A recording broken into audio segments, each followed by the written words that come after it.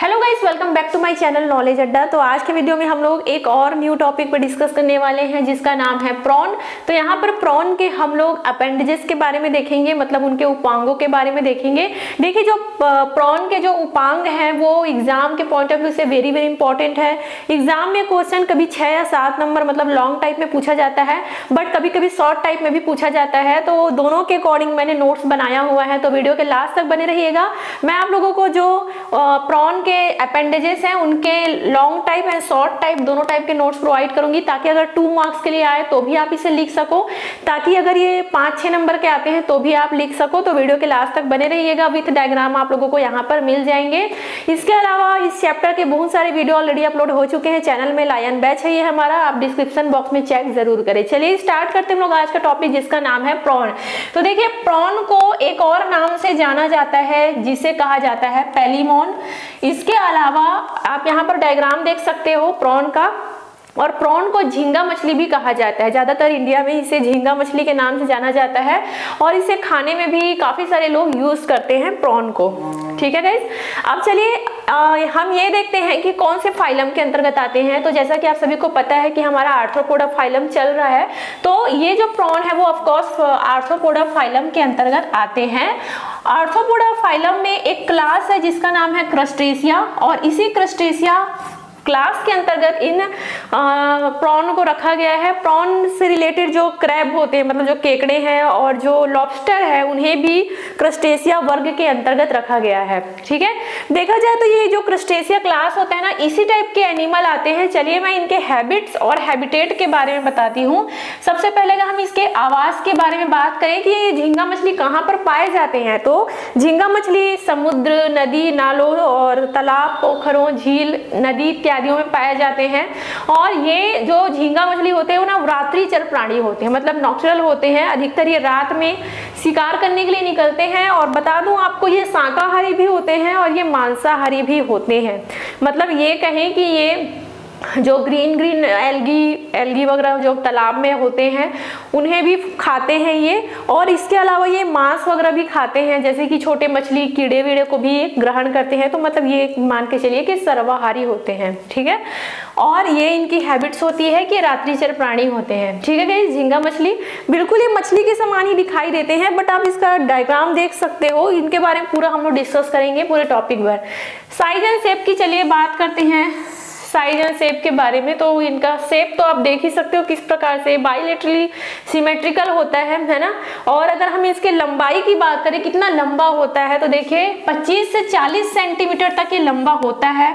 और कुछ कुछ झींगा मछली जो बड़े साइज के होते हैं उनको तो 90 सेंटीमीटर भी मेजरमेंट किया गया है, मतलब काफी बड़े भी होते हैं और काफी छोटे छोटे भी होते हैं। 25 सेंटीमीटर तक भी होते हैं और 90 सेंटीमीटर तक भी ये लंबे होते हैं। ठीक है गाइस, तो ये जस्ट हम लोगों ने introduction, habit and habitat, size and shape के बारे में डिस्कस किया। आपको बता दूं कि जो प्रॉन है वो वेरी वेरी इंपॉर्टेंट है। इनके डाइजेस्टिव सिस्टम, इनके रेस्पिरेटरी सिस्टम, इनके रिप्रोडक्टिव सिस्टम सारे इंपॉर्टेंट है। तो एक ही क्लास में सबको बता पाना मुश्किल है, इसलिए मैं ये प्रॉन का फर्स्ट लेक्चर दे रही हूँ। प्रॉन के बाकी लेक्चर देखना चाहते हो तो कंटिन्यू अपलोड होंगे, आप प्लेलिस्ट में चेक कीजिएगा, BSc first year zoology.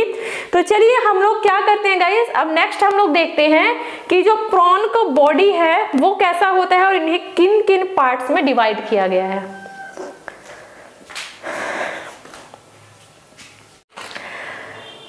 Okay, तो चलिए गाइस हम यहाँ पर प्रॉन का डायग्राम देख सकते हो। एक और मैं क्लियर डायग्राम आप लोगों को स्क्रीन पर दिखा रही हूँ, इसका आप लोग स्क्रीनशॉट ले लो, है ना। तो ये डायग्राम वेरी इंपॉर्टेंट है, और इस डायग्राम में काफ़ी कुछ चीज़ें लिखा हुआ है, बट यहाँ पे मैं थोड़ा सा इजी डायग्राम निकाली हूँ आप लोगों के लिए, ताकि जो स्टार्टिंग में जो इसके पोर्शन है ना, इनके बॉडी के पार्ट्स हैं वो मैं थोड़ा सा आप लोगों को बता दूँ। ये हम बॉडी डिवीजन के बारे में देखेंगे, मतलब शरीर के भाग, जो प्रॉन है उनके शरीर के भागों को कितने हिस्सों में डिवाइड किया गया है, शरीर के पार्ट्स को कितने भागों में बांटा गया है, जिसे हम कहते हैं बॉडी डिवीजन, है ना।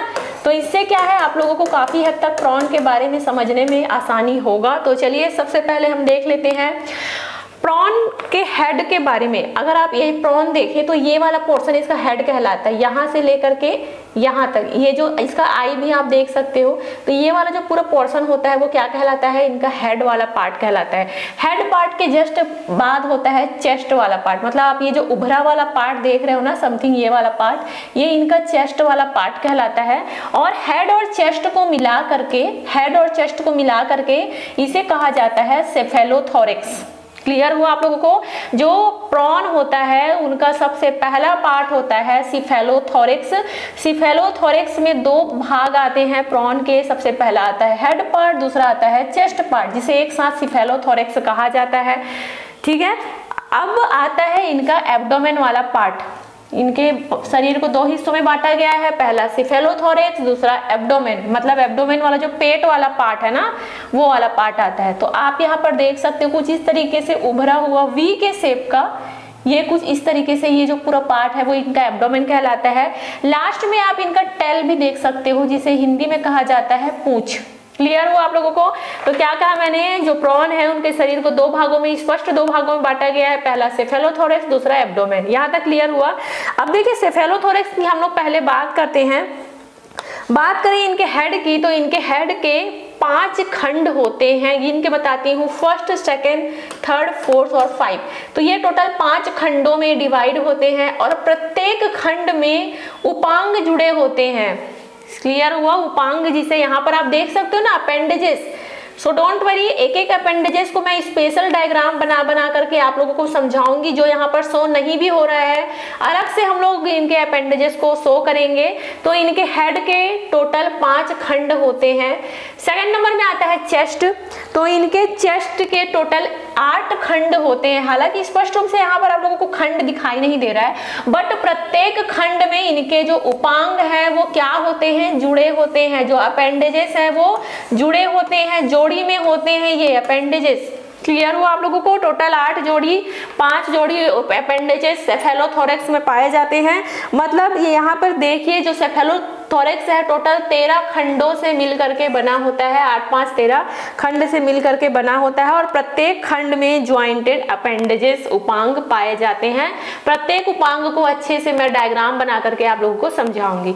बात करते हैं एब्डोमेन की, तो एब्डोमेन में टोटल स्पष्ट रूप से 6 खंड पाए जाते हैं, first, second, third, fourth, 5 and 6। प्रत्येक खंड में इनके ज्वाइंटेड अपेंडेजेस उपांग, जिसके बारे में स्पेशली हम पढ़ने वाले हैं, जो कि एग्जाम में आता है, हर एक का डायग्राम बना करके बताऊंगी, है ना।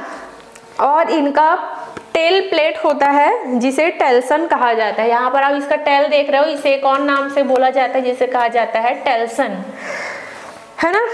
ये हुआ, समझ में आया?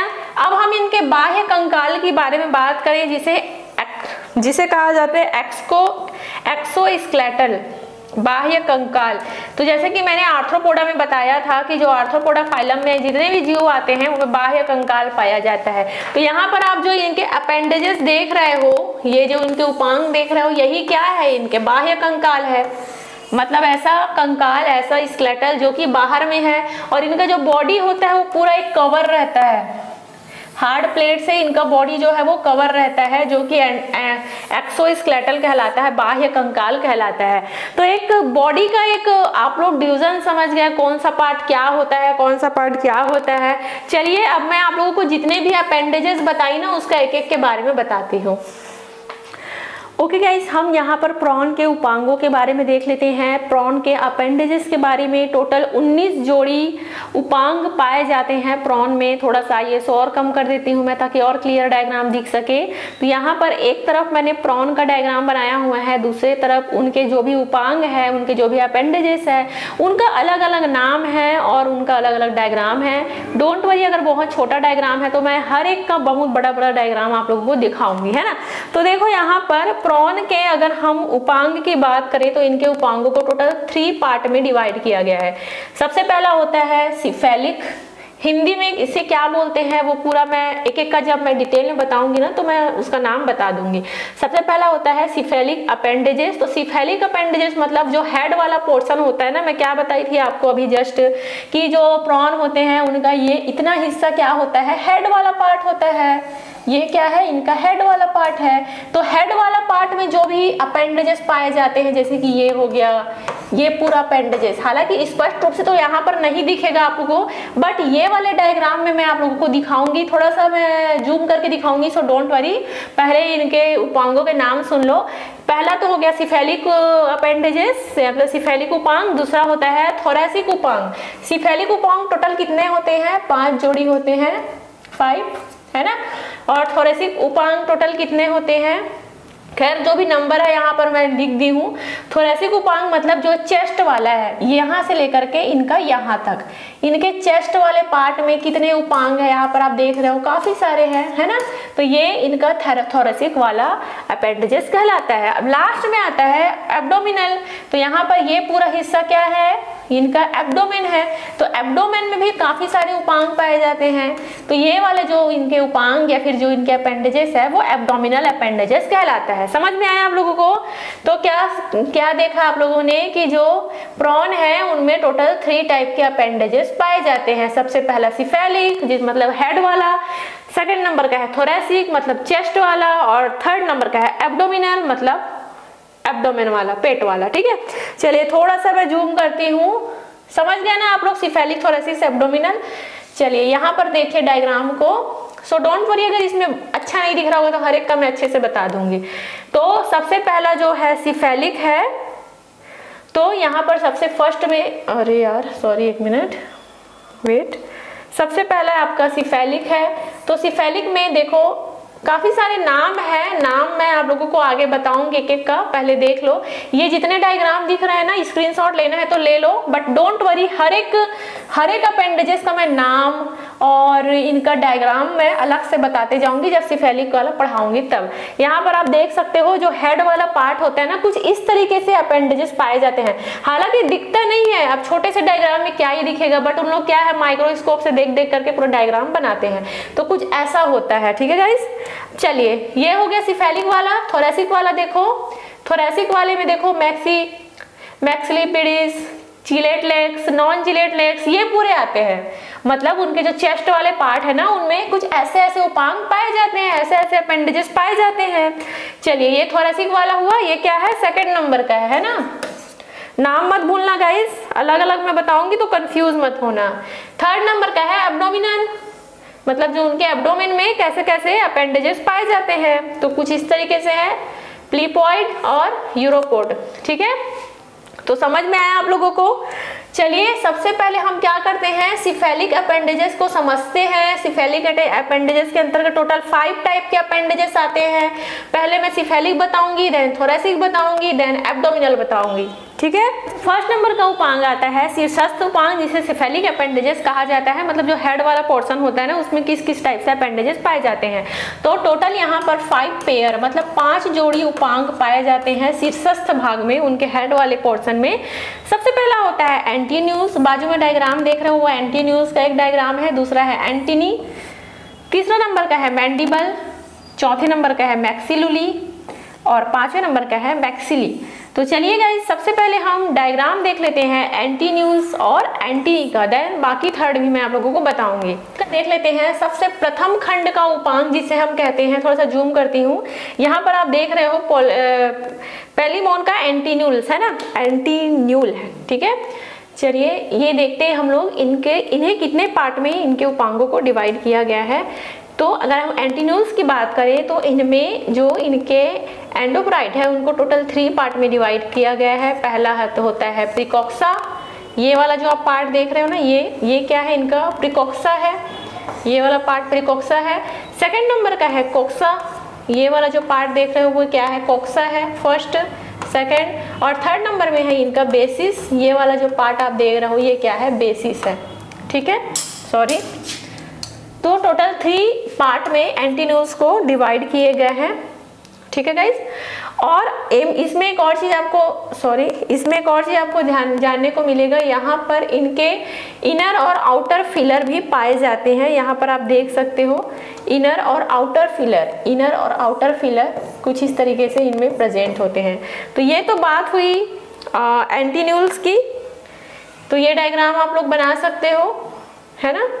थोड़ा सा मैं इसे क्लीन कर देती हूँ और आप लोग डायग्राम का स्क्रीनशॉट ले लो, वैसे भी मैं लास्ट में तो खैर दे ही दूंगी। तो अगर एंटीन्यूल्स अगर देखो लॉन्ग टाइप में आता है तो गाइस पूरा डायग्राम बनाना पड़ेगा, है ना, पूरा डायग्राम बनाना पड़ेगा लॉन्ग टाइप में आएगा तो एंटीन्यूल्स का देख लिए आप, प्रीकॉक्सा, कॉक्सा, बेसिस और आउटर फिलर। तो ये मेन चीज है, आप लोग देख लेना। चलिए सेकंड नंबर का क्या था, एंटीनी था, है ना। सेकंड नंबर का इनका जो है उपांग के सेकंड नंबर का जो खंड आता है वो है एंटीनी। तो एंटीनी देखो कैसा है, इनके अगर हम कॉक्सा, बेसिस और यहाँ पर देखो इनके अगर हम पार्ट्स की बात करें तो ये वाला पार्ट इनका कॉक्सा कहलाता है और ये वाला पार्ट इनका बेसिस कहलाता है, ठीक है। और अगर हम ये जो पत्ती के समान संरचना दिख रहा है ना, इसकी बात करें तो ये क्या कहलाता है, स्केल और स्क्वामा कहलाता है। स्केल और स्क्वामा कहलाता है, जो बड़ा सा पत्तीनुमा संरचना दिख रहा है स्क्वामा कहलाता है। और स्क्वामा में काफी सारे छोटे छोटे सिटी पाए जाते हैं, है ना। और यहाँ पर इनका जो बेसिस जो फूला हुआ पार्ट, इसमें रीनल अपर्चर मतलब इनमें उत्सर्जी अंग भी यहाँ पर पाए जाते हैं। काफी ज़्यादा संवेदी होते हैं, तैरने में हेल्प करते हैं और इनमें उत्सर्जी अंग भी पाए जाते हैं एंटीनी में, ठीक है गाइस। तो ये हम क्या क्या देख लिए, दोनों देख लिए, एंटीन्यूल्स और एंटीनी देख लिए। चलिए थर्ड नंबर का जो मैंडिबल है वो मैं आप लोगों को डायग्राम दिखाती हूँ। ओके चलिए गाइस, 2 पेयर तो हम लोग पढ़ लिए थे सिफेलिक का, 3 पेयर और बचा है। तीसरा नंबर का है मैंडिबल, चौथे नंबर का है मैक्सिलुली और 5वें नंबर का है मैक्सिली, ठीक है। चलिए सबसे पहले मैं आप लोगों को मैंडिबल के बारे में बताती हूँ। थोड़ा सा जूम करती हूँ मैं। मैंडिबल, तो जो मैंडिबल वाला जो आपका जो अपेंडेजेस आता है प्रॉन का, वो माउथ के पास होता है, मतलब जो उनका मुंह होता है ना वहां पर होता है। क्यों होता है, क्योंकि ये भोजन को कुतरने के या चबाने के काम आते हैं। जी हाँ, ये मान के चलिए कि जो अपेंडेजेस है ना उनके दांत का काम करते हैं, भोजन को काटने में, कुतरने में हेल्प करते हैं। देखो यहाँ पर जैसे हमारे दांत में मोलर, तीठ ये सब होते हैं ना, वैसे ही इनके में भी मोलर प्रोसेस है, इंसीजर प्रोसेस है, ये सब क्या करते हैं, भोजन को काटने का, कुतरने का सब काम करते हैं। कॉक्सा, बेसिस वगैरह भी यहाँ पर प्रेजेंट है। आया मैंडिबल समझ में। ये भी 2 जोड़ी पाए जाते हैं, माउथ के पास लेफ्ट और राइट में पाए जाते हैं, ठीक है। अगला देखिए मैक्सिलुली, कोमल छोटे से पत्ती के समान दिखाई देते हैं। यहाँ पर अगर आप इनके डायग्राम को थोड़ा सा देखोगे तो ये कॉक्सा और बेसिस में बटे हुए हैं। ये वाला पार्ट बेसिस है, ये वाला पार्ट कॉक्सा है। और कॉक्सा और बेसिस में कुछ उभरे हुए संरचना दिखाई दे रहे हैं आप लोगों को, कुछ उभरे हुए संरचना दिखाई दे रहे हैं जो कि ग्नैथोबेसिस कहलाता है। ग्नैथोबेसिस कहलाता है, नाम याद रखना। देखो हर चीज का नाम लिखना जरूरी नहीं है, लेकिन जो जो मेन चीज है वो तो लिख लेना, जैसे कॉक्सा हो गया, बेसिस हो गया, ग्नैथोबेसिस हो गया, कुछ इस तरीके से उभार पाए जाते हैं जो कि ग्नैथोबेसिस कहलाता है। तो ये है मैक्सिलुली। अगला है मैक्सिली। चलिए मैक्सिली देख लेते हैं, जो कि 5वें नंबर का उपांग है। 5वें खंड में सिफेलिक जो हेड वाला पार्ट है उनके 5वें खंड में उपस्थित रहता है। ग्नैथोबेस इसमें भी पाए जाते हैं। यहाँ पर आप इनका बेसिस वाला पार्ट देख लीजिए, ये इनका कॉक्सा वाला पार्ट है और ये जो पूरा बड़ा सा दिखाई दे रहा है इनका बेसिस वाला पार्ट है। और इनमें छोटे छोटे से सीटी पाए जाते हैं, रोम के समान इनमें से संरचना होती है जो कि क्या कहलाता है, सीटी कहलाता है। इनमें भी ग्नैथोबेसिस पाए जाते हैं। तो ये है गाइस हमारे सिफेलिक अपेंडेजेस, जिसमें हम लोगों ने 5 टाइप का देखा। सबसे पहला एंटीनी, सबसे पहला एंटीन्यूल्स, दूसरा एंटीनी, तीसरा मैंडिबल, चौथा मैक्सिलुली और 5वां है मैक्सिली। क्लियर हुआ आप लोगों को। तो चलिए गए सेकंड नंबर का हम लोग अपेंडेजेस देख लेते हैं, जिसे वक्षी उपांग या फिर थोरेसिस अपेंडेजेस कहा जाता है। तो टोटल ये 8 पेयर होते हैं। यहाँ पर बाजू में आप डायग्राम भी देख सकते हो। तो यहाँ पर टोटल 8 पेयर वक्षी उपांग मतलब उनके चेस्ट में जो अपेंडेजेस हैं। सबसे पहला है मैक्सिलिपिड्स।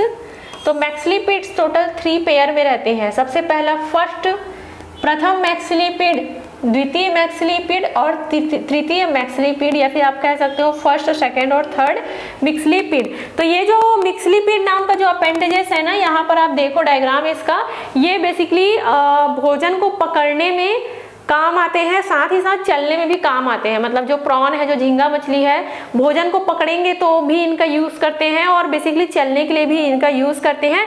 इनका जो भी डायग्राम है, थोड़ा बड़ा वाला डायग्राम मैं आप लोगों को वीडियो के लास्ट में दे दूंगी। डायग्राम को देखते ही आप लोग सब चीज समझ जाओगे, वही कोक्सा, वही बेसिस, सब चीज समथिंग सेम ही है, तो मैं अलग अलग उसे एक्सप्लेन नहीं कर रही हूँ। वैसे इस डायग्राम में देखो मैक्सिलिपिड 6, 7 और 8 नंबर का है। क्लियर हुआ आप लोगों को? तो ये है ना गाइस। सेकंड नंबर का है, देखो वक्षीय उपांग को टोटल 2 भागों में बांटा गया है, पहला मैक्सिलिपिड और दूसरा चलन टांगे।